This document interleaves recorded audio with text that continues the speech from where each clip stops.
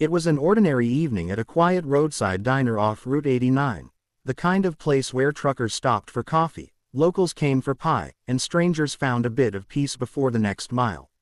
The neon sign flickered red against the glass, and inside, a young waitress named Lena wiped down tables after the dinner rush.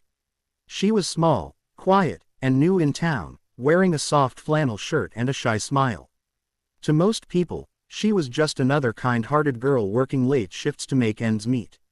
But what no one knew was that Lena carried a secret deeper than the scars she tried to hide under her sleeves. That night, 3 men walked in, loud, drunk, and mean. They wore the kind of arrogance that fills a room before their laughter does. The diner went silent as they swaggered to the counter, whistling at Lena like she was a prize to be won. She tried to ignore them, her hands trembling slightly as she poured coffee, but they didn't take the hint. One of them, a tall man with a scar across his cheek, leaned over the counter and said, "Hey sweetheart, how about a smile?" She gave a polite one, the kind you give to avoid trouble, but that only made them laugh harder. They didn't stop. They made jokes that weren't jokes. Lena tried to step away, but the man grabbed her wrist, pulling her back. The sound of her coffee pot crashing to the floor echoed across the diner. Everyone froze. The few customers inside looked away, pretending not to see. Fear is a powerful silencer. The men thought she was defenseless, just another small-town waitress too scared to fight back. They had no idea who she really was. When Lena tried to pull free, the tall man shoved her, ripping the sleeve of her shirt. Her eyes filled with tears, not of weakness, but of rage she was fighting to contain. Her voice shook as she said, "Please, just leave me alone." But that only made them laugh louder. "Or what?" he sneered. And then, with a smirk that would soon fade forever, he reached again and tore her shirt across the shoulder. For a brief moment, time stood still. Everyone saw it, the patch inked on her shoulder. A tattoo that wasn't just ink, it was a legacy. The skull and wings of the Hell's Angels, painted into her skin with black and red flames. A mark that told the world exactly whose daughter she was. The men froze. The laughter stopped. Even the jukebox seemed to know what was coming. The old cook behind the counter muttered a quiet, "Oh, hell," and backed away. Because now, it wasn't about a diner fight anymore. It was about to become a reckoning. Lena's hands clenched, not from fear but from fury. She had promised her father she'd live a quiet life, away from the gang, away from the chaos. But some fires never die, and tonight, those men had poured gasoline on hers.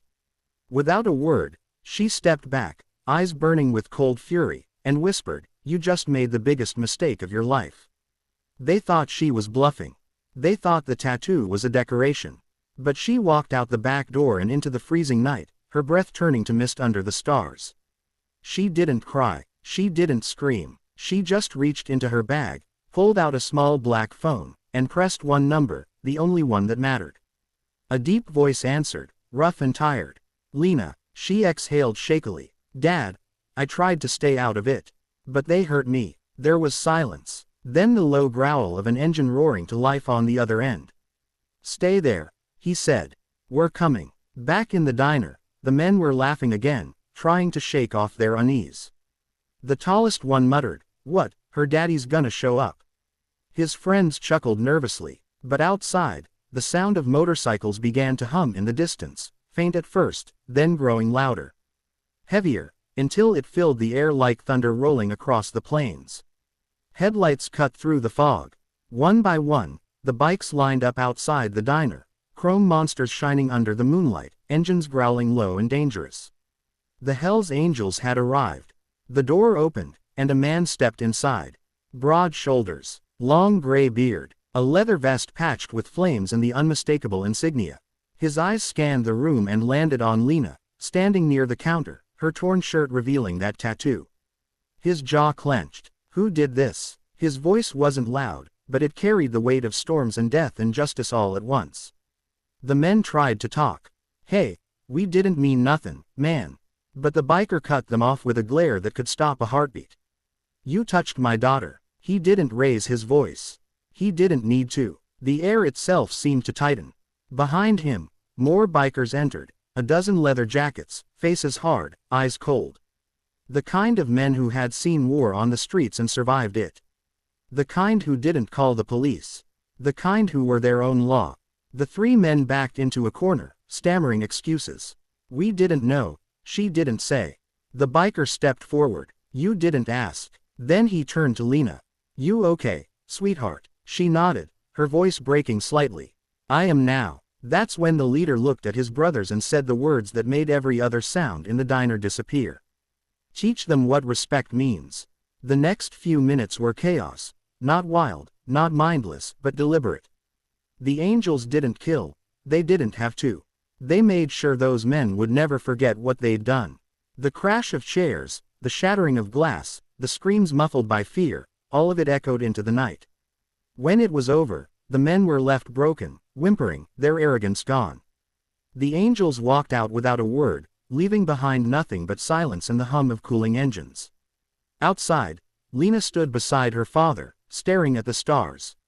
"I didn't want this life anymore," she whispered. He nodded slowly. "I know. But some people don't learn until the devil shows up to remind them."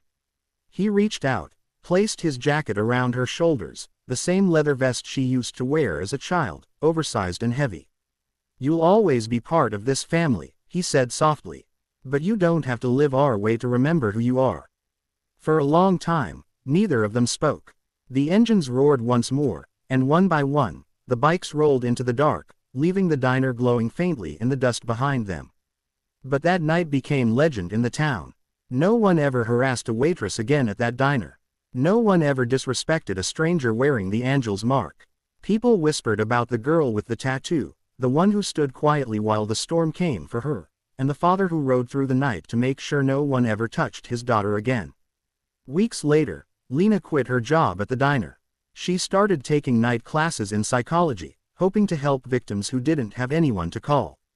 But every time she saw a Harley pass by, every time she heard that deep rumble echo through the streets, she'd smile just a little. Because she knew she wasn't alone. Not now, not ever. Sometimes justice doesn't wear a badge. Sometimes it wears leather, rides on two wheels, and carries a heart big enough to protect its own. Lena learned that night that courage isn't about fighting, it's about knowing when to stand your ground and when to walk away. But she also learned something else, that even angels have fire in their wings when someone they love is hurt. And so the legend of that night lived on. The night three men ripped a girl's shirt at a diner, not knowing she was the Hell's Angel's daughter. A night that taught a town about respect, about fear, and about what it means to belong to a family that never lets you fall. Because sometimes, family isn't just blood. It's the roar of engines in the distance, the promise that no matter what happens, someone's coming for you, fast, fearless, and full of fury. And in that truth, there's something almost holy. Because when you mess with an angel, you better be ready to meet the devil that raised her.